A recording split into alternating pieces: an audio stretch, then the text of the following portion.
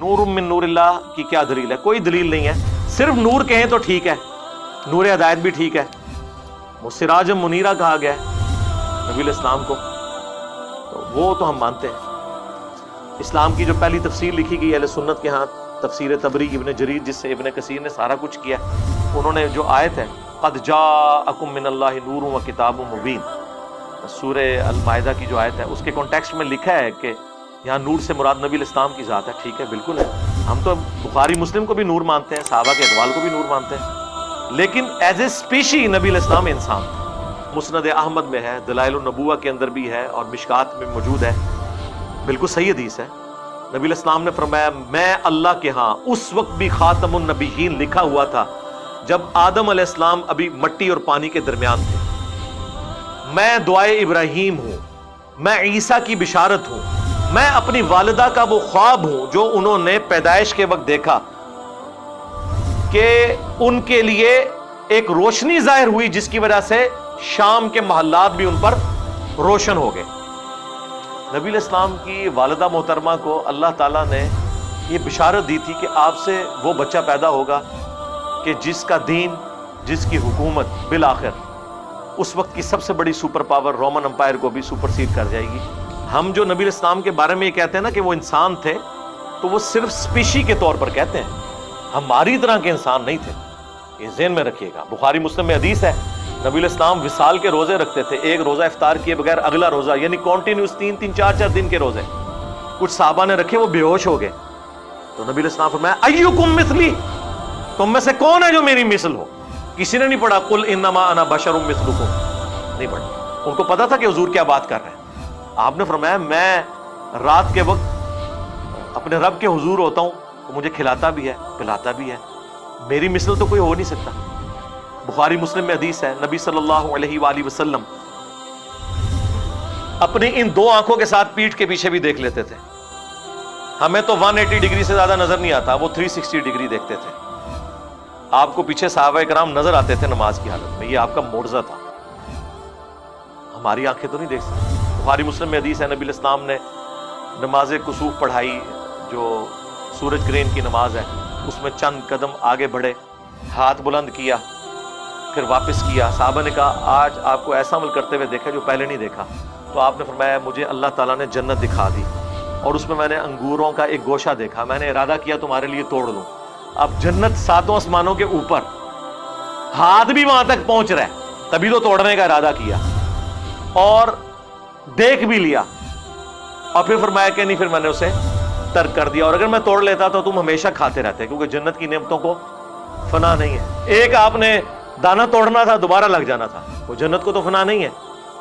لیکن وہ پردہ جو بخاری مسلم میں حدیث ہے کہ جنت کی نعمتیں وہ ہیں جو نہ کسی آنکھ نے دیکھی, نہ کسی کان نے سنی, نہ کسی کے دل پر ان کا کبھی گمان بھی گزرا, تو وہ پردے میں رہی. اب نبی علیہ السلام کی نگاہ مبارک.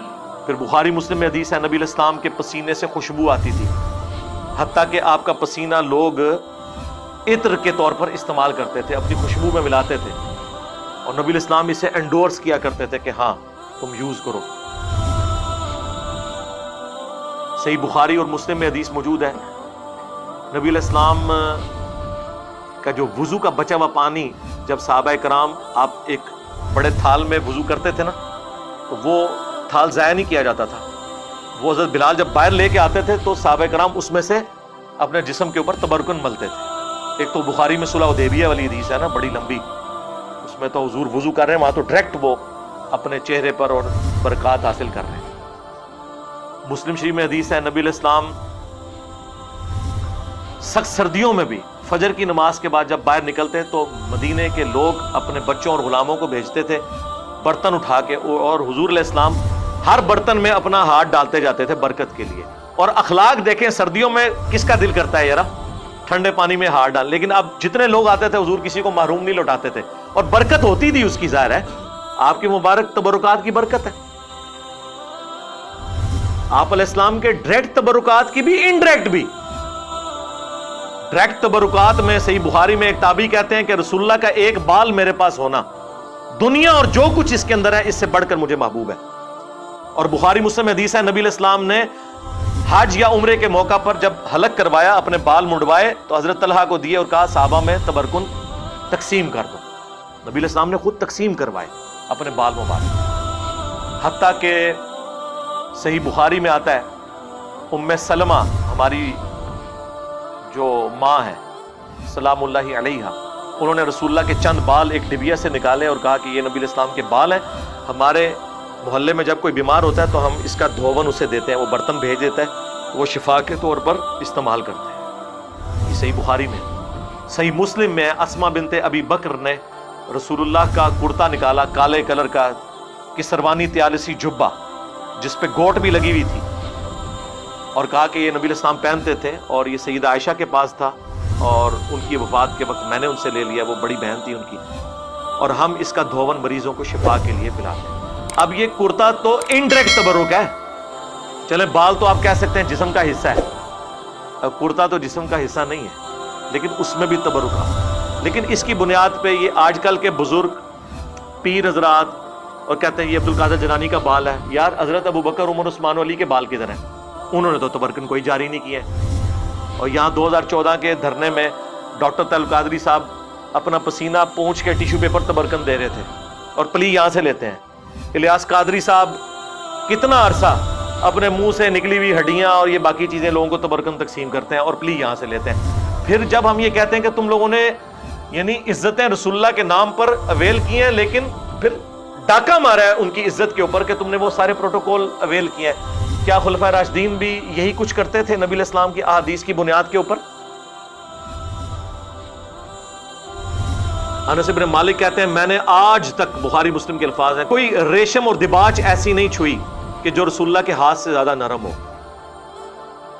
اور آپ علیہ السلام کے ہاتھ کی خوشبو ایسی تھی گویا کوئی عطردان جو ہے وہ اپنی وہ صندوقچی کھولے تو اس میں سے وہ ساری ہوا اور فضا بنتی ہے. نبی علیہ السلام کے مبارک ہاتھوں سے ایسی خوشبو آتی. مطلب یہ نہیں کہ آپ کی زندگی کو پیروں والی تھی تو اس لیے ہاتھ نرم تھے اتنے نہیں، آپ نے تو بڑی ٹف لائف گزاری ہے. صحیح بخاری میں آتا ہے نبی علیہ السلام نے بھیڑ بکریاں بچپن میں چرائی ہیں. یہ اللہ نے معجزہ دیا تھا کہ آپ کے ہاتھ مبارک بہت نرم ہیں.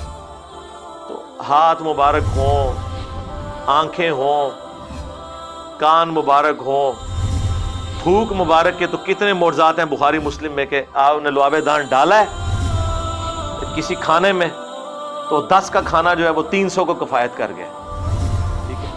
بخاری مسلم میں غزوہ حنین کے موقع پر بس ایک مٹھی بھری ہے زمین سے کنکریوں کی، 12,000 کا لشکر بھاگ گیا. نبی علیہ السلام کے ساتھ جو تھا صرف 80 بندے آپ کے ساتھ رہ گئے اور آپ آگے بڑھ کر کہہ رہے ہیں انا النبی لا کذب انا ابن عبد المطلب، میں نبی ہوں اس میں کوئی شک نہیں، میں عبد المطلب کا بیٹا ہوں.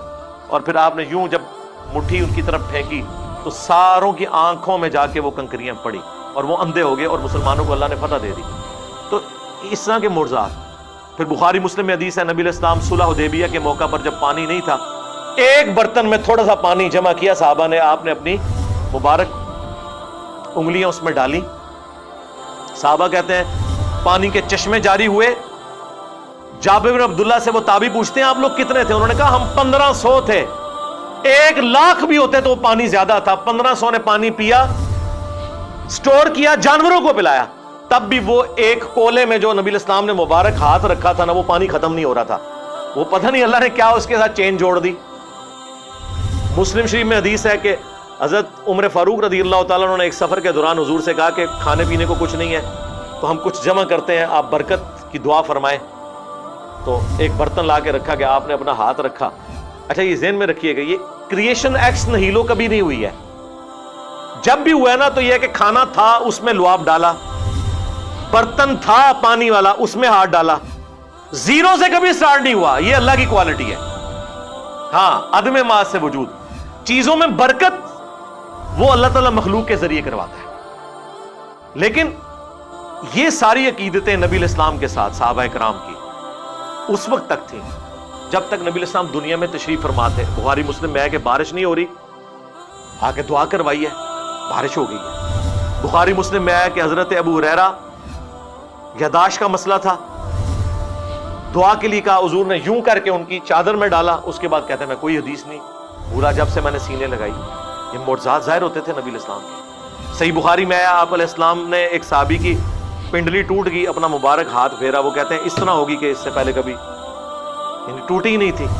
اب یہ سارے وہ معجزات تھے جو نبی علیہ السلام کی مبارک زندگی میں صحابہ کرام اویل کرتے تھے، لیکن جیسے ہی نبی علیہ السلام کی وفات ہوئی ہے آپ کی قبر پہ جا کے کبھی کسی نے نہیں مانگا، بلکہ اس کے الٹ ملتا ہے۔ صحیح بخاری 1010 نمبر حدیث ہے 1010، حضرت عمر کہتے ہیں انا کنا نتوسل الیک بنبینا، اے اللہ پہلے ہم تیرے نبی کے توسل اختیار کرتے تھے، تیری بارگاہ میں پیش کرتے تھے ان کو، وہ دعا کرتے تھے، ان کی دعا کی برکت سے بارش نازل ہوتی تھی۔ اب ہم تیرے نبی کے چچا کو لے کے آئے ہیں، ان کی دعا کی برکت سے بارش نازل فرما دے، اور وہ پھر بارش نازل ہو جاتی تھی۔ تو نبی علیہ السلام کی وفات کے بعد لوگ قبر کے ساتھ نہیں عقیدہ وہ وابستہ کیے۔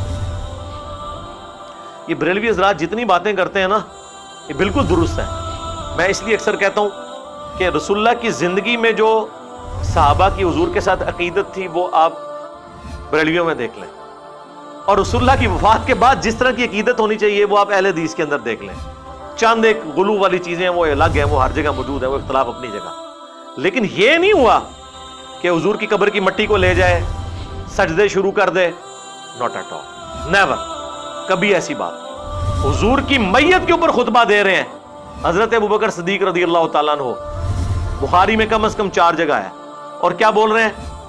من کان یعبد محمدا فإن محمدا قد مات، آگاہ ہو جاؤ جو محمد کی عبادت کرتا تھا وہ جان لے کے محمد مر چکے ہیں، یہ وفات پا گیا۔ پاکستان میں تو احتیاط سے ترجمہ کرنا پڑتا۔ وَمَن يَعْبُدُ اللَّهَ، اور جو کوئی اللہ کی عبادت کرتا تھا وہ جان لے فَإِنَّ اللَّهَ حَيٌّ لَا يَمُوتُ، اللہ زندہ ہے، اسے کبھی موت نہیں ہے۔ رسول اللہ کی میت کے اوپر نعتیں، درود شریف، آیت کریمہ کے ختم نہیں، توحید بیان ہو رہی ہے، اور یہ نبی علیہ السلام کی خوبی ہے۔ یہ آپ علیہ السلام کو اللہ تعالیٰ نے پھل دکھا دیا کہ آپ کے تربیت یافتہ لوگوں نے جیزس کرائسٹ کے ماننے والوں کی طرح ان کے بارے میں ڈیوینٹی نہیں کلیم کی، بلکہ آپ کی میت کے اوپر توحید بیان کی۔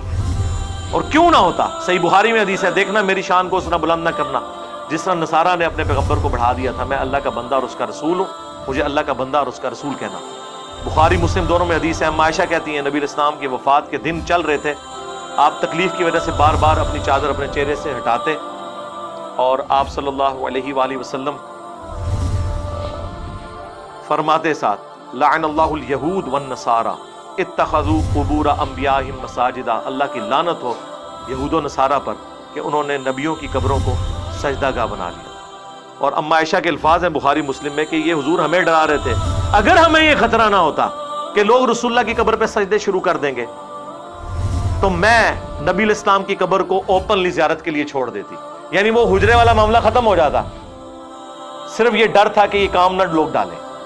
بخاری مسلم دونوں میں حدیث ہے، نبی علیہ السلام کی 2 بیویاں ام سلمہ اور ام حبیبہ جو ہجرت حبشہ میں شامل تھی، وہ حضور کی بیماری کے دنوں میں، آخری دنوں میں کہہ رہی تھی جب ہم حبشہ گئے تھے ہم نے ماریہ نام کا گرجا دیکھا تھا، وہاں پر تصویریں تھیں، حضور اس تکلیف کے عالم میں بھی اٹھے اور انہوں نے کہا کہ یہی تو ان میں خرابی تھی، جب کوئی پیغمبر یا نیک آدمی فوت ہو جاتا تھا اس کی قبر پہ تصویریں لٹکا لیتے تھے، مسجدیں بنا لیتے تھے، اور وہ سارے معاملات شروع کر دیتے تھے، قیامت کے دن یہ لوگ بدترین مخلوق بنا کر اٹھائے جائیں گے۔ باقی قبر رسول اس پلانٹ ارتھ پہ اللہ تعالیٰ کی تجلیات کا مرکز ہے، شاہر اللہ میں سے ہے، اس کی حاضری نفلی عبادات میں افضل ترین عمل ہے۔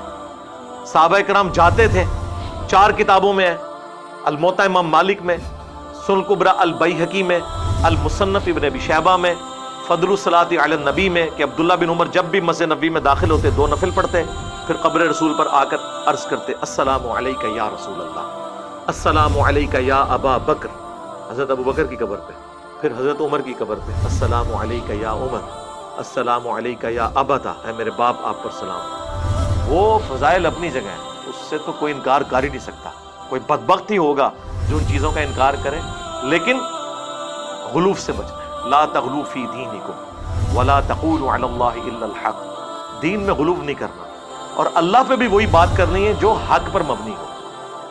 دیکھیں ابو داؤد میں حدیث ہے، سنن ابن ماجہ میں ہے، ایک صحابی نے حضور کو سجدہ کیا، آپ نے فرمایا سر اٹھا کیا کر رہے ہیں؟ کہ یا رسول اللہ ہیرا نامی جگہ پر گیا تھا، وہاں لوگ اپنے سردار کو سجدہ کرتے ہیں، آپ تو اللہ کے نبی ہیں، آپ نے فرمایا جب میں فوت ہو جاؤں گا اور تم میری قبر سے گزرو گے کیا میری قبر پہ بھی سجدہ کرو گے؟ کہا نہیں یا رسول اللہ۔ تو فرمایا پھر مجھے کیوں سجدہ کر رہے ہو؟ اگر میں سجدہ جائز سمجھتا تو بیویوں سے کہتا کہ اپنے خامدوں کو سجدہ کریں اس حق کے سبب جو اللہ نے ان کو دیا ہے۔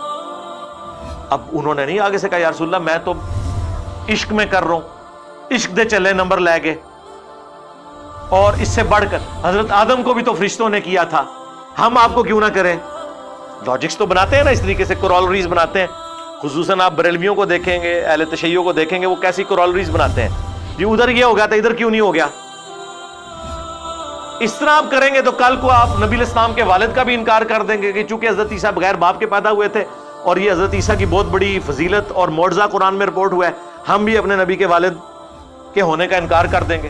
نہیں یار، خدا کے لیے رسول اللہ کی فضیلت سب سے بڑی یہی ہے کہ آپ خاتم النبیین ہیں، ہاں اس کے بعد کسی اور فضیلت کی ضرورت ہی نہیں ہے، یہ اتنی بڑی فضیلت ہے کہ اس فضیلت کی برکت سے امت کو یہ کام ٹرانسفر ہو گیا۔ کنتم خیر امت اخرجت للناس تأمرون بالمعروف وتنہون عن المنکر وتؤمنون باللہ۔ بات کہاں سے کہاں چلی گئی؟ نبی الاسلام کے حوالے سے چونکہ ڈسکشن تھی اس لیے میں نے اب ربیع الاول کا تقاضا ہے میں اس پہ بولا۔